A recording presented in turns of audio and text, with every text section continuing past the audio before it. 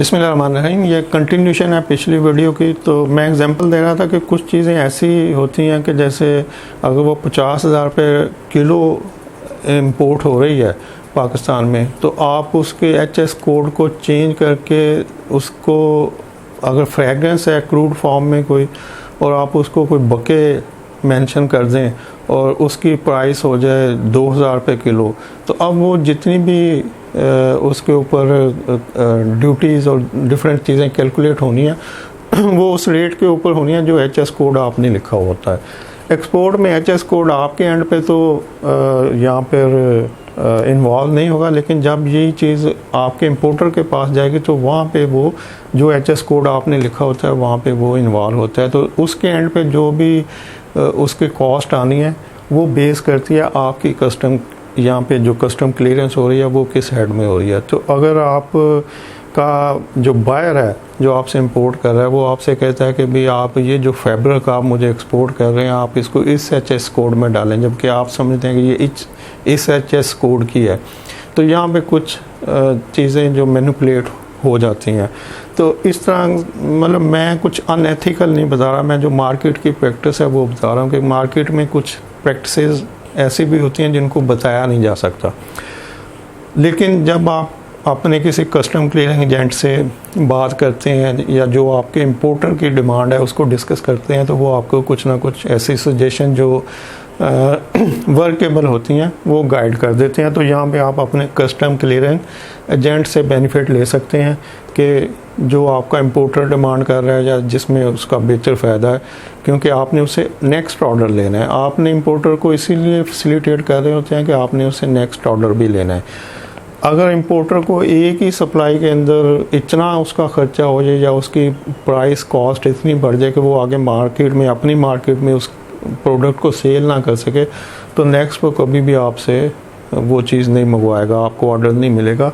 तो इसलिए कुछ चीज़ें जो है वो मार्केट की प्रैक्टिस में चल रही होती हैं कि हमने मतलब उम्मीद है आप समझ रहे होंगे। मतलब मैं चूँकि ये वीडियो अवेलेबल रहनी है यूट्यूब पे, तो कुछ चीज़ें डिस्कस नहीं हो सकती, तो वो चीज़ें आप यहाँ कस्टम क्लियरिंग एजेंट से डिस्कस कर सकते हैं और कुछ बेनिफिट्स यहाँ पे भी अवेल कर सकते हैं। उसके बाद तीसरी पार्टी बैंक इन्वॉल्व होता है। बैंक भी आपको फैसिलिटेट करता है, ये भी आपसे चार्ज कर रहा होता है, ये भी आपकी हेल्प करने के लिए बैठा होता है। आपको कुछ भी गाइडेंस चाहिए, आप फर्स्ट टाइम एक्सपोर्ट कर रहे हैं या इंपोर्ट कर रहे हैं, तो आपको जो भी फैसिलिटी चाहिए, जो इन्फॉर्मेशन चाहिए, वो बैंक बताने को तैयार होते हैं। और ये तीनों जो डिपार्टमेंट इन्वॉल्व होंगे, ये तीनों आपकी सर्विसेज के लिए इन्वॉल्व होते हैं। मकसद बताने का यह है कि एक्सपोर्टर या इंपोर्टर अकेला नहीं होता। अगर वो प्रोसेस को नहीं जान रहा होता तो टोटल प्रोसेस इंपोर्ट एक्सपोर्ट का इन तीन लोगों के ऊपर बेस कर रहा होता है कि या तो आपने खुद कुछ करना है और आपने जो करना है वो काम करना है जो आप लोकल मार्केट में भी कर रहे हैं। जैसे अगर मैं अपना बिज़नेस कर रहा हूँ तो मैं जो लोकल मार्केट में जिस तरह से डील कर रहा हूँ अपने कस्टमर को, ऐसे मैं इंटरनेशनल मार्केट में मैं अपने कस्टमर को डील कर रहा हूँ। अब लोकल मार्केट और इंटरनेशनल मार्केट में जो डिफरेंस है ट्रांजैक्शन में, वो इन तीन जगहों पे है कि लोकल मार्केट में फ्रेट फॉरवर्डर ऐड नहीं होते, लोकल मार्केट में क्लियरिंग एजेंट ऐड नहीं होते, बैंक इन्वॉल्व नहीं होता। तो अब एक्सपोर्ट में होगा, इंपोर्ट में होगा। तो अगर होगा तो ये लोग आपके ऊपर नहीं बैठे, बल्कि ये आपको सर्व करने के लिए बैठे हैं। तो ये लोग अपना काम खुद करेंगे, काम भी करेंगे और आपको सजेस्ट भी करेंगे कि इस तरह से करेंगे तो ये आपका फ़ायदा। तो ये जो सारी सजेशन जैसे मैं आपको बता रहा हूँ, सिमिलरली ये मुझसे ज़्यादा आपको बताने के लिए तैयार बैठे होते हैं, क्योंकि ये आपको चार्ज कर रहे होते हैं, मैं चार्ज नहीं कर रहा।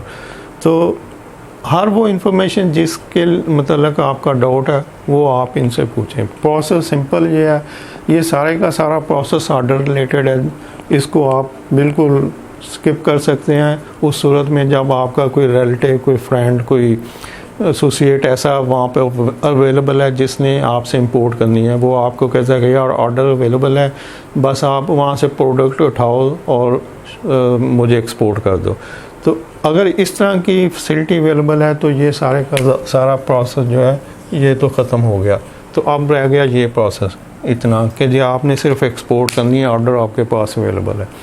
तो जब आपने एक्सपोर्ट करनी है तो उसमें आपको असिस्ट करने के लिए नंबर 1 मैं अवेलेबल हूँ, नंबर 2 फ्रेट फॉरवर्डर अवेलेबल है, नंबर 3 क्लियरिंग एजेंट अवेलेबल है, नंबर 4 बैंक अवेलेबल है। सबसे पहले बैंक के पास चले जाएंगे, जी एक्सपोर्ट करनी है बताएं क्या करना है, तो वो आपको पूरा प्रोसेस समझा देगा कि भाई इस तरह से अकाउंट खोलो, ये करो ये करो। और नंबर 2 लॉजिस्टिक वाले के पास, फ्रेट फॉरवर्डर के पास चले जाएं कि भाई ये इतनी वॉल्यूम है या क्वांटिटी है या वेट है, इस जगह से इस जगह पे इसको एक्सपोर्ट करना है, वो आपको सारा कुछ बता देगा। और नंबर 3 फाइनली क्लियरिंग एजेंट है, जिसने कस्टम क्लियरिंग करवानी है, उससे चले जाएं।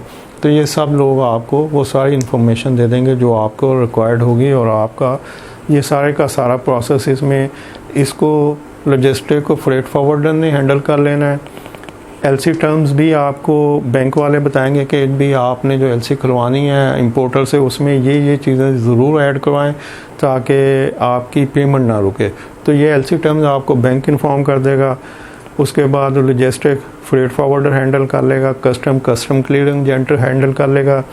डॉक्यूमेंट प्रिपरेशन इजी होती है, इनवाइस होती है, पैकिंग लिस्ट होती है, certificate of origin export promotion bureau issue कर देता। अब शायद इसका नाम चेंज हो गया, मेरे इल्म में नहीं है। लेकिन ये काम भी आपका जो फ्रेट फॉरवर्डर होता है वो भी कर देता है। कस्टम क्लियरिंग एजेंट भी इस तरह की सर्विसेज देते हैं। दोनों पार्टियां डॉक्यूमेंटेशन के लिए फैसिलिटेट करती हैं एक्सपोर्टर को कि अगर आप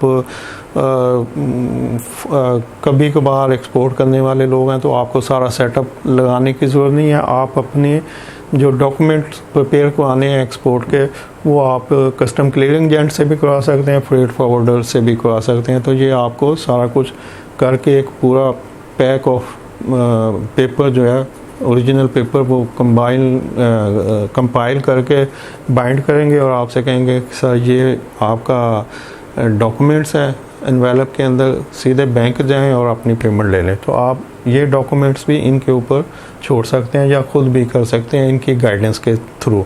और नंबर 3 मैं ख़ुद इनको आगे डिस्कस करूँगा कि इनवाइस कैसे बनती है, पैकिंग लिस्ट कैसे बनती है, और बाकी जो ई फॉर्म होता है, एक्सपोर्ट फॉर्म जो बैंक के थ्रू स्टेट बैंक को जाता है वो क्या होता है, क्या उसमें जस्ट हर फॉर्म के अंदर वही पर्टिकुलर होते हैं। जितने भी डॉक्यूमेंट्स आप एक्सपोर्ट के लिए बनाएंगे उनके अंदर वही buyer, seller, product, unit price, amount, फिर उसकी कंटेनर का नंबर, कहाँ से शिप हुई, कहाँ जाना है, बस ये डिटेल कुछ 8-10 पॉइंट बार बार हर डॉक्यूमेंट्स के अंदर वही होता है। तो डॉक्यूमेंट्स आप खुद बनाएं या इनसे कुछ सहूलत ले लें। बैंक नेगोशिएशन बैंक ने करनी है, आपने सिर्फ डॉक्यूमेंट्स देने या पेमेंट बैंक का मसला है क्योंकि एलसी उसकी थी। तो इस तरह से ये वाला पोर्शन भी आपको कोई ऐसा डर, खौफ या कोई ऐसी समझने वाली इसमें चीज़ नहीं कि जिसके लिए आप समझें कि जी मुझे कोई प्रॉपर एजुकेशन लेनी चाहिए एक्सपोर्ट बिज़नेस के लिए या मैं कुछ। और अगर आप जॉब करना चाहते हैं तो ये चीज़ें आप 10 दिन अगर डिपार्टमेंट में बैठेंगे तो आपको ये सारी चीज़ें पहले दिन ही नज़र आ जाएंगी, लेकिन इनको लिंक करने में आपको हो सकता है 8-10 दिन लग जाए अगर आप इस प्रोसेस को जानते हैं। जब आपको ये कहा जाएगा कि जी फ़लाँ फॉरवर्डर को ज़रा फ़ोन कर लें, तो आपको ये तो पता होगा कि एक फ्रेट फॉरवर्डर है, फिर आपसे कहा जाएगा क्लियरिंग एजेंट को बुलाओ यार, तो आपको पता लगेगा क्लियरिंग एजेंट भी होता है। लेकिन आपको ये नहीं पता होगा कि क्लियरिंग एजेंट यहाँ आता है या फ्रेट फॉरवर्डर यहाँ आता है या बैंक यहाँ आता है।